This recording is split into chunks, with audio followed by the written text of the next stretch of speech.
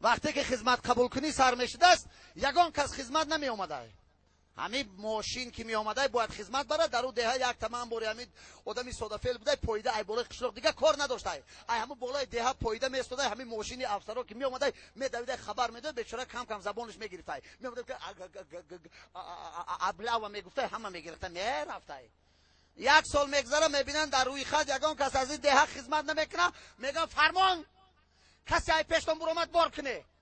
این دل پر قدی درم سر کوچه ایستادگی همین میبینه ماشین اومد، میگه ابلا کی خودش میبردانه در ماشین. همین قدر بیچاره میگه فهمون من کسل پسلیسه بار کنشه میبرنده.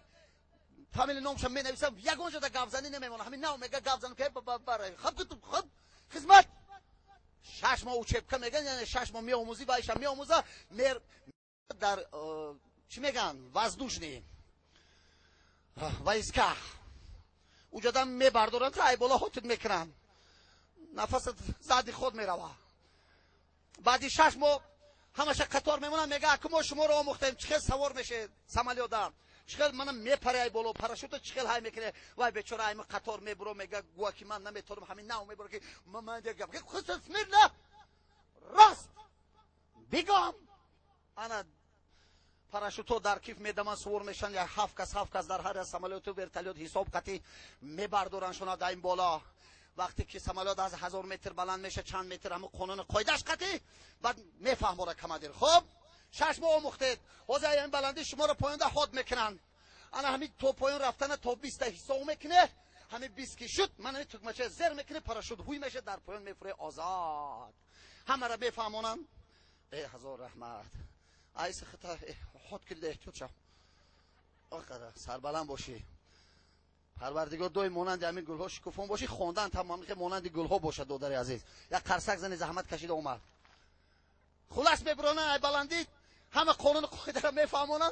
حساب قتی رفت محمود فیاک حمید رسول سی فهمیده نوبت جوری من میشه اورم خود بکنن ای بالای همه که میبیاد در زمین همه را میفرارن، میگن استرایت سب هوایی نگیریم بچه فهمن رد شیتت 1 2 3 4 5 6 7 8 9 10 11 12 13 چخیل و یک کس نیست کو دست ایسا کنه 1 2 3 4 5 6 7 8 11 12 13 یک کس نیست. میبینن همون جوری مون نیست انا کوچو تریواگا همه میکنن تو بگره یاقوتی میروان جوره ما دریا لوی قزدگی ای لایقه در تگی معنی آمده نه در 16 رسیده 16 یک تای دیگه شای بالا به پرتایانش پراشوتش هوی نمیشه. اگه پراشوت که هوی نشد وزن 60 کیلو باشه 600 کیلو میشوی.